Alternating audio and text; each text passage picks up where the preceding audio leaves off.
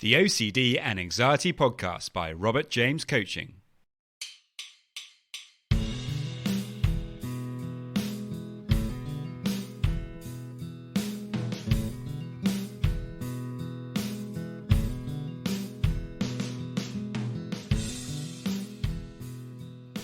Hello and welcome to the OCD and Anxiety Podcast, where we explore how to have a more positive relationship with anxiety disorders, taking back control so that you can start living the life you choose and not the one chosen by your fears.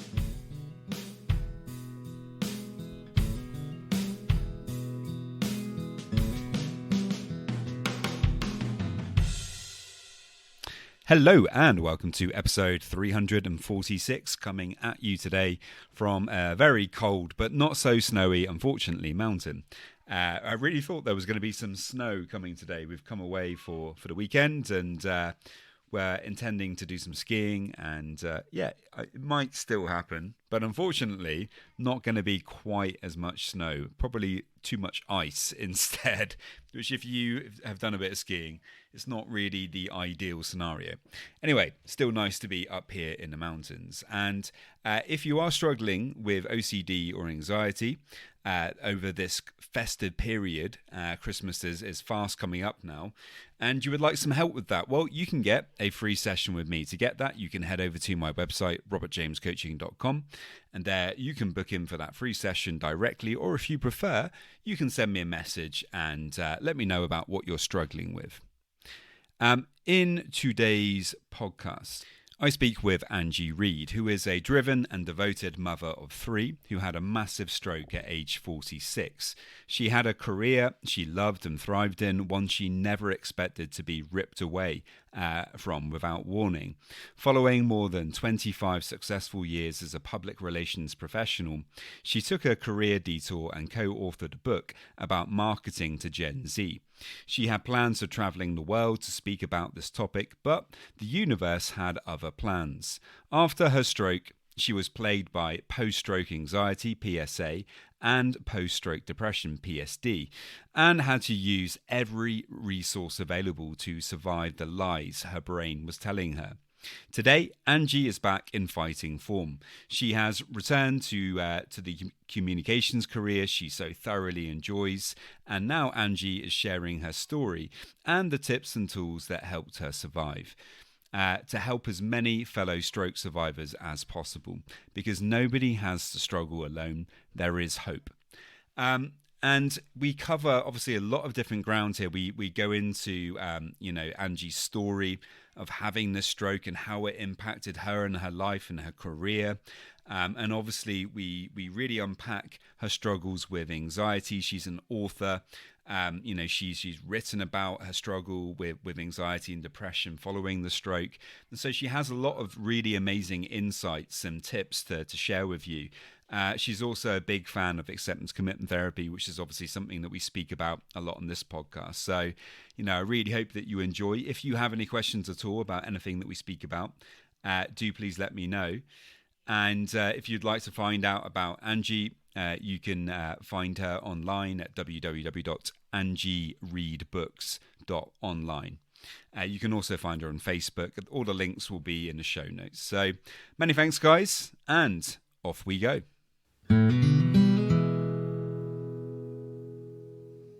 Hi, Angie. Welcome to the podcast. Hi, thanks for having me.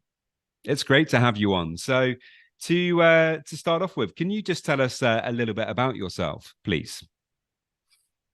Yeah, I'm 53. I had a stroke at 46 that threw my life into a complete tailspin. I was normally a healthy, vibrant woman. I've always taken really good care of my health. I never had any kind of health problems before that. So it was completely out of the blue.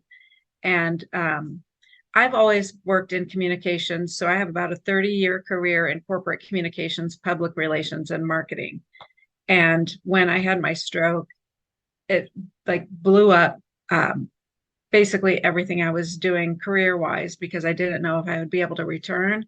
And just, a lot of things happened from there. Yeah. Okay. So obviously that must have been a really difficult and shocking experience to kind of have that stroke, and for it to come up out of the blue. How did you deal with that initial shock and surprise at what happened? Yeah, in the beginning, from the very start, it just was so surreal. It was almost like having an out of body experience because I wasn't in any pain. I didn't really believe I was having a stroke. In fact, when my husband said he would call 911, I said, no, don't do that. I'm fine. Mm, And I think a lot of us do that. We don't want to bother the EMTs. We don't want the EMTs to come to our house or the ambulance. yeah. Um, Thinking, I mean, because it was happening to me as I was waking up first thing in the morning, and Mm, I couldn't talk. I couldn't, like, I was garbled. My speech was garbled because my husband asked me what I was doing. I was moving the bed a little bit because I was trying to get up and get ready for work, and I couldn't. And it didn't make any sense to me.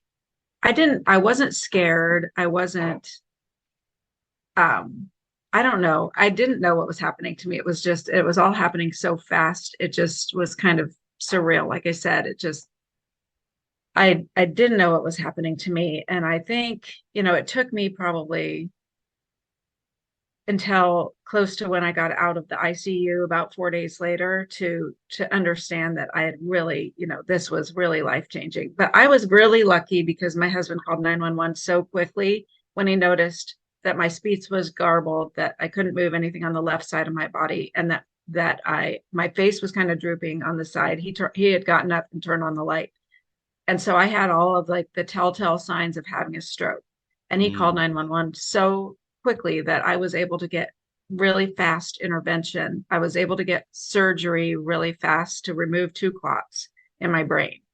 And then wow. after surgery, I was able to move my left arm a little bit. And it was almost miraculous. It was kind of like I 1 minute couldn't move, the next minute I could after surgery. But I'm so lucky because honestly, my recovery was pretty miraculous. I went through a couple of months of physical, occupational, and speech therapy to get my facilities back and be able Mm, to move and mm, function. And once I had that, I thought I was set.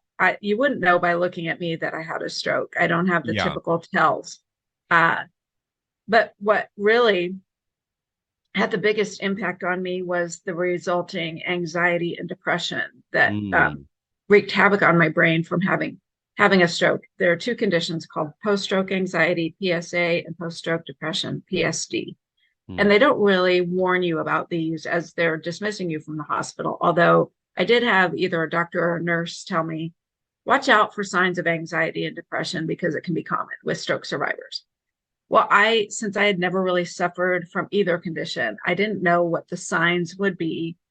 I mean, for anxiety and depression. And so when I went back to work and tried to go back to my high powered communications career, I couldn't function the way I normally had before. My brain wasn't working at the same speed. Uh, and I was having anxiety and didn't know it, but it was becoming debilitating. I ended up having to go back on disability leave after a few months mm. because of my mental health. I say I had a nervous breakdown because I completely broke down and I couldn't function. And it was very scary. Well, it's not surprising in a way, no. I mean, after you go through such an upheaval, such a difficult experience, as having a stroke, which can completely turn your world upside down. You had to have that surgery, and so without that surgery, what would have happened? Hmm. Well, I probably would have died, um, or I would be left with severe disability. But because there were two clots and they were blocking oxygen getting to my brain, those brain cells died. And if I had lived in a smaller town, I probably wouldn't have gotten the same medical intervention. And Mm, it could have been disastrous. I don't like to think about it, honestly. yeah. But the thing is, like with a brain injury, yes, you've got the traumatic event so it's just going through a traumatic event can give you some anxiety and depression. but also your brain changes. The biochemistry of your brain changes with a stroke or with a brain injury. So it can cause anxiety and depression without it being necessarily tied to the, remembering the traumatic event. Mm, yeah, absolutely. Okay, so incredibly lucky that you were able to get that surgery, and and actually, despite all of these challenges, you've managed to kind of come out of this. And like you say, I wouldn't have any idea whatsoever that you've had a stroke.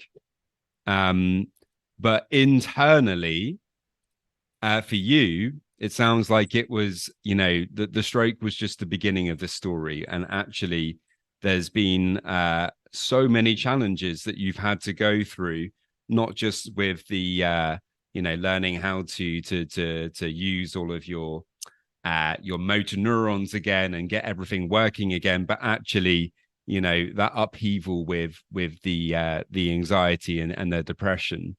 Mm-hmm. Okay, and so what what helped you then to be able to kind of get through this? Because yeah, it sounds like it's must have been incredibly hard. Yes, it was. I mean, anybody who struggles with clinical depression or anxiety knows how hard it is. I'm sure your listeners know that.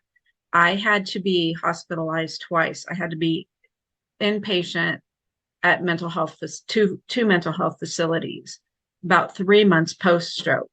I was admitted because I was in crisis. Mm. I mean, I was suicidal. I was not functioning. My brain wasn't working right. My brain was lying to me, and because I had just written my first book, and my brain was telling me my book was horrible and it was a piece of crap. And what business did I have to write a book? And just like horrible, Mm. like imposter syndrome on steroids, really. Yeah. Um, and I had panic attacks upon panic attacks, and I couldn't function. So I had to, like I said, I had to be admitted to a couple of inpatient mental health facilities. I spent a total of 15 days in mental health facilities. And after that, I mean, when you get out of a mental health facility, they only exist to help make sure you make it through the crisis and then try to help set you up with resources after you're released to help manage your mental health Mm. and mitigate. And so I started an intensive outpatient program mainly targeted for anxiety, but also depression. It was a 6-week program. It was 3 nights a week, 3 hours at a time. It was a group session kind of program. And in that, in those sessions, we learned different tools and techniques for managing your mental health. It was based on the ACT, acceptance commitment therapy Mm. Fantastic. I'm construct. very familiar with that. On this podcast, we spend a lot of time talking about ACT. So Yeah. yeah, okay, fantastic. And so it was based on that. And after Mm. 6 weeks of intense therapy, and again, I was on disability again. So really my full-time job became therapy. Mm. And then I started going to a therapist by myself beyond the intensive outpatient program. So I was going to her twice a week for a while. I Mm. also found a psychiatrist that was very helpful in diagnosing me and prescribing medication. I didn't want to go on medication for mental health, but honestly, it runs in my family, mental health Mm. issues, mostly anxiety, but also depression. Kind of depends on what side of the family you're looking at. And pretty much everybody in my family is on some kind of medication. So there's really I've never felt like there was a stigma around it or anything that would keep me from it. I just was I didn't want to have to take a bunch of medications. But once I met with my psychiatrist, who is very, very good, and the first thing he said to me was, "We will figure this out together." Yeah. And the fact that he said together made me feel like I was not alone. And so a combination of, we tried a bunch of different medications that some worked, some didn't at all. And I also had to have medication to help me sleep because I had horrible insomnia, and some medication to help me eat because I also wasn't eating. And when you have a brain injury, you need sleep and you need nutrition. And I Mm. wasn't getting either. And Yeah. those were playing into my mental health. Those were, making everything worse. So I had, at one point, I think I was taking 9 different medications, Oh, wow. but probably 4 or 5 of them were for my mental health.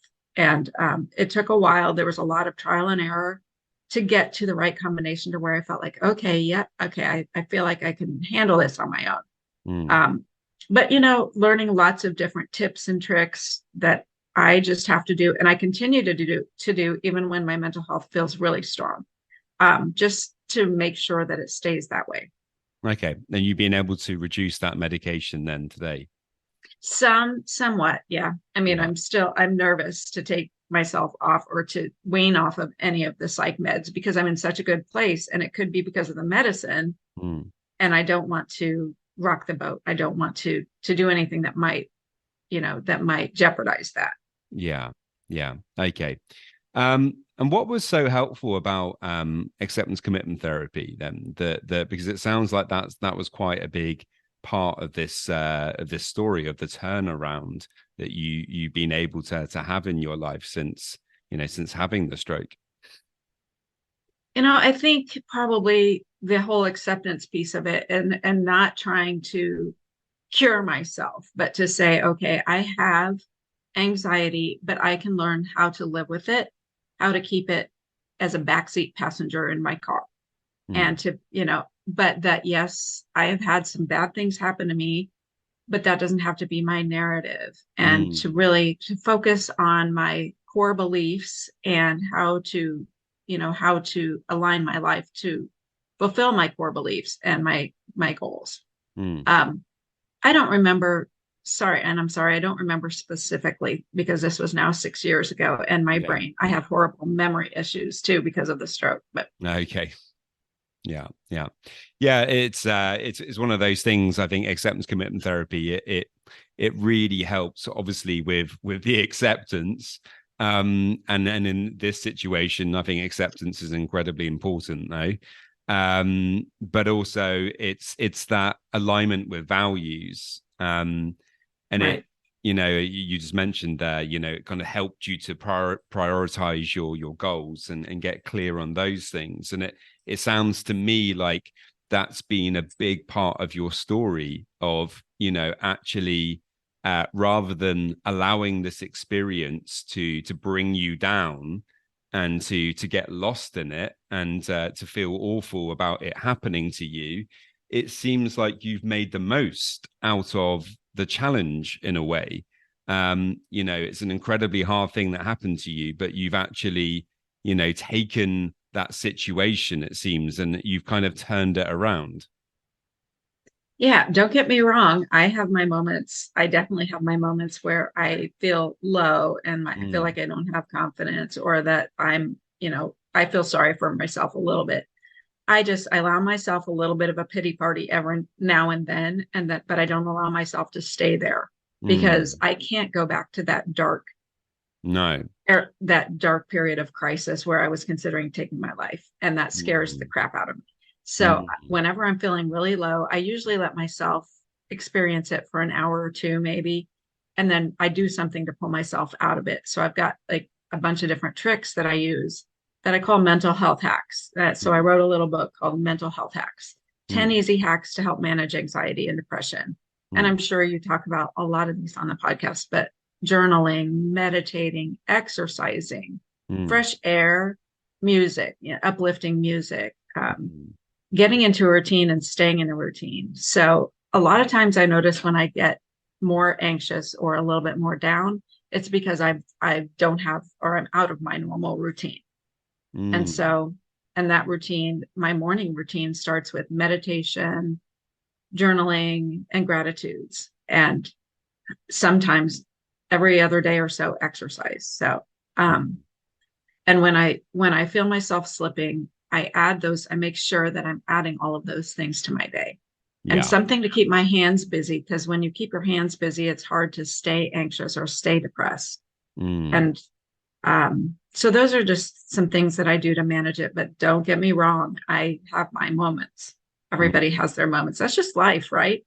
Absolutely. Yeah. I mean, anxiety is like that. Whether we Hmm. like it or not, anxiety is a part of life. And sometimes anxiety comes up and it's worse.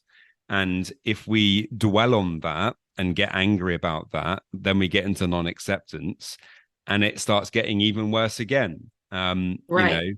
Where actually, It's if we that take, whole yeah, sorry, it's go on. that hamster wheel thing, and it's hard to get off. But one of the things they taught in this outpatient program was to name your feelings, so, and give them an actual name. So when anxiety comes up, I named it Agatha. So my anxiety has a name. It's Agatha, and I chose Agatha because it starts with the A for anxiety, and also because it starts with my first letter, my first name, A. Mm. So, and Agatha to me is kind of an ugly name, and I hate it. Sorry if anyone out there has that name, but to me, it's kind of an ugly name. So I gave her an ugly name so that I would see that she was mean and nasty, and that she wasn't my friend, but she was along for the ride of life. But I would always, when Agatha pops up, I tell her to be quiet, and I put her like in the corner, or I mentally give her a timeout. And it's just it helps when you name your feelings and you can kind of personify them and then decide what role they play in your life. And if they, if you're Absolutely. going to let them, you don't let them take the driver's seat. I mean, that would be crazy. But you have to acknowledge that they're there and they're probably not going away. Um, Mm.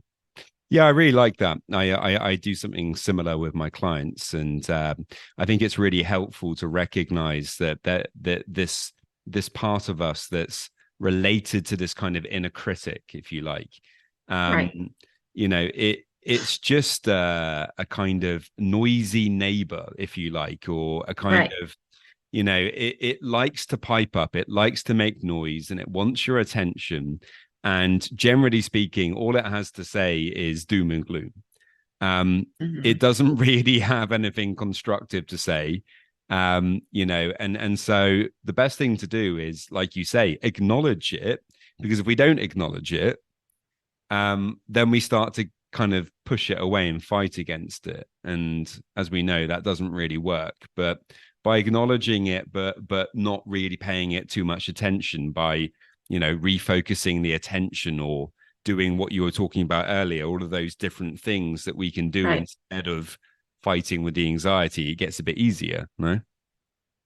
right. And then I always try to remember too that the whole reason we have the anxiety is to, deep down, is to keep us safe. Mm. And then you have to acknowledge, thank you, Agatha. Thanks for trying to keep me safe. But in Yeah, this moment, absolutely. Mm. you just need to be quiet because I'm okay and I will Yeah, be okay. yeah, So yeah. there's a reason we have anxiety, and there's, it's not, not nobody goes through life without some anxiety, but it just doesn't get out of control like for some of us. Yeah, anxiety is not the enemy, like you say. If you can thank it, as strange as that might feel at times, Yeah. but it is just a part of the psyche, and we need to accept it because it's not going anywhere. And like you say, if you're going to cross a road, you want to have anxiety. You want to have Hmm. that inner critic because it will keep you safe. It will stop you from doing something that you really don't want to do. And so we do need it. But yeah, Right. learning how to quieten it down a little bit is very, very helpful in terms of having a more peaceful life. Right. Right. Yeah, yeah. Okay, and so you've written three books. Did you say earlier? Yes. So I've written, let me see, I think I've written three, well, four. My first book is a marketing book called Marketing to Gen Z. That's the book I was writing right before I had my stroke. And Mm, it really, that's the book that I was lying to myself about and my brain was obsessing about after my stroke. mm, And so that book, that was my first foray into writing. And then I wrote my stroke story into a book that defines and explains the emotional and mental turmoil that stroke mm, survivors can have, and that's called Invisible Scars: mm, Stroke Survival, Recovery, and the Unexpected Mental Health Fallout. mm, Because really, honestly, I'm on a bunch of different support groups online for stroke, and mm. every day somebody will say, why am I even still here? I wish I would have just died from this. I That's wish so I, sad. Mm. and stroke survivors do take their own lives after stroke sometimes. And it's just, when you can't see it, when you can't see a disability, it's hard for people to know that you Mm. have these invisible scars. And Yeah. so that book is really, it's not just my journey. I talk about, these conditions in people. And also there's a bunch of advice in there for caregivers on how to respond to somebody that's in crisis, Mm. how to help them.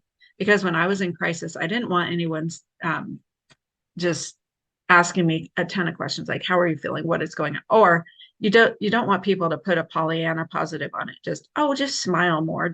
You just need to Yeah. smile more. Snap out of Yeah. it. You can't. Yeah. Sorry, you can't snap Yeah. out of That's it. frustrating to hear that. Yeah. Yeah. And then I wrote another book. Well, I told you the mental health hacks. I call Mm. it a little booklet because it's only like 40 pages. And it's Mm. just meant to be a real simple read because when someone's in crisis or having mental health issues, they don't have the capacity, or at least I didn't, to read a long book. I just wanted Mm. something quick and simple. So that's why I kept it really short. And then my next book was called Identity Crisis: You Are Not Your Career. Because after I had my stroke and I could not go back to work, Mm. I struggled so much, and it played into my mental health because I didn't know who I was without my high powered, successful career. And Mm. when your ego is kind of at play, and you just, so many of us enmesh ourselves with what we do and our Mm. titles at work. Yeah. And just, I did end up going back to work several times, and every time it's been kind of not quite right, not the Mm. best fit. Yeah. Um, and my brain has just changed a little bit. So I've kind of refocused and recalibrated my career, and now I'm life coaching other stroke survivors to Oh, help wow. regain mostly women, to regain their confidence and move forward with purpose after a stroke. Fantastic. Yeah. Well, that's what I was kind of alluding to earlier. When I was saying like you turned what is an incredibly difficult thing into a positive, actually helping people who've been through a similar thing. I think it's a really, really positive and amazing story. So that's great. Um, if you, from your experiences, with anxiety and the struggles with depression since having the stroke, if you only had one piece of advice that you could offer up to people who might be really struggling with anxiety, with OCD, with other mental health challenges, what would that piece of advice be? Mm. It's hard to pick just one, but probably the thing that I see helping people the most is get into a routine and stay in a routine. Having routine helps the anxious mind because it makes it feel like it's more predictable. Life is more predictable, or your day-to-day activities are more predictable and Mm. less scary if you have a routine and you stick to it. And for me, that was the hardest part too, when I've lost jobs or gone back and forth with my career, is that when you're not going to work, 5 days a week, 8 to 5 or whatever it is, you don't have a routine, so you have to establish an alternate routine. And getting out of the Mm. house is really important. I think so. I think that's probably my number one, but also to tell people that you are enough. You are enough as you are. You do enough. You are enough. Yeah, absolutely. Yeah, I think those are both really important things. Routines, they just really help. No, it's when you have that structure, and particularly if you're doing things like you were talking about, like meditation, for example, or exercise, or whatever it is that you're doing, that definitely really helps. And I think the other thing you just mentioned is also related to when we were talking about kind of personifying that inner voice, that negative voice, and actually, trying to bring some kindness to that voice of saying, "Well, thank you. I know that you're trying to help, but not right now." Mhm. And also the final message of you're enough. It's very much in line with self-compassion, no, and kind of recognizing that life is hard.